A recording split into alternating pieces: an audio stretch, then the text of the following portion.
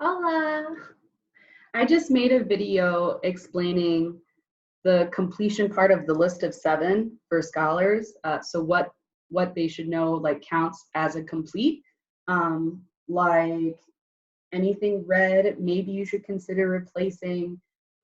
Anything orange means that it's out of state, and I'm like not sure that you want to do that. I'll explain that in a sec. Anything yellow needs to be completed for full credit.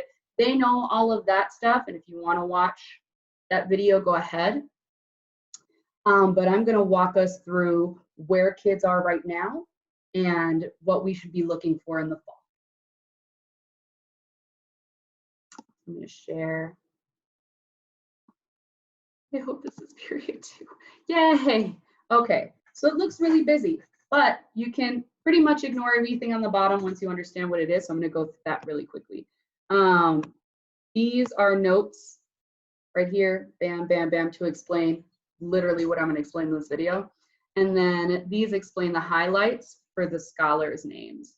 So anyone pink is a 2-year, anyone blue is a 4-year, green is somewhat selective, yellow is selective, and orange is selective, very selective. I also wrote down there like how many matches, over matches, and under matches you're supposed to have, but that's also already included here.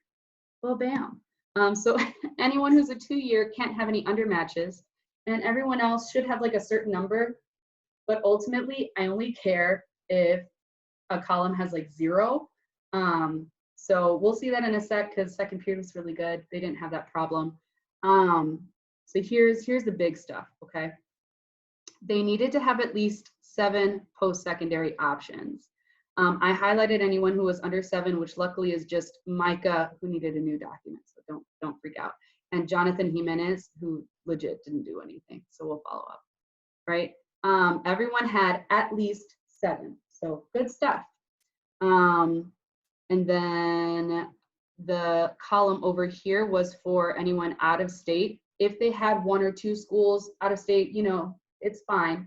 But there were kids who had like more than half schools out of state. And that's a concern for us because a lot of our kids don't go out of state. So they're probably just putting random schools there.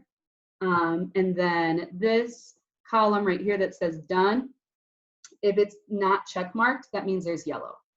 That's all that means. There were sections that they didn't fill out. So people highlighted in green are like legit good to go. I'm gonna go through a couple of examples really quick.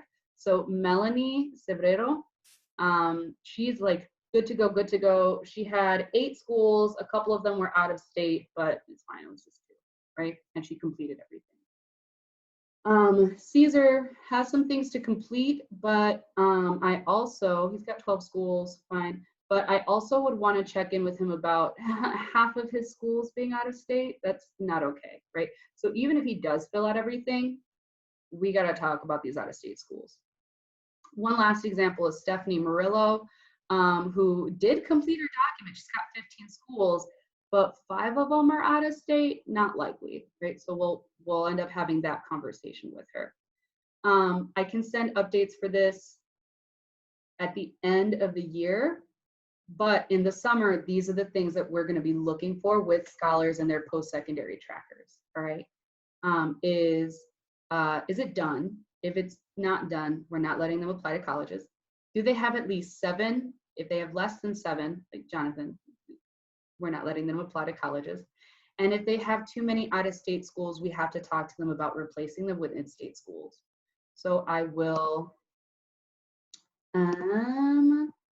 share 3rd period so we can see sort of who's on our radar. Like Christian has no undermatches, we wouldn't let him apply to colleges, right? Mariela, same for Natalie, dang, that sucks. Mariela has 6, we need to get her another school. And then some of these kids just have to finish their stuff. Last one I'm sharing is 8th period. No, that's 2nd period, sorry. 8th period. Okay. And again, David was so close. He does need one more school to finish, and he has like yellow in there, and then some kids with out-of-state stuff. So overall, we're in a pretty good place. A lot of kids have at least, most everyone has at least 7. It's just working through out-of-state stuff. Are you sure that's what you want? And then finishing the actual, which is more like just do it for junior seminar credit. All right, thanks guys. I hope we feel ready for next year.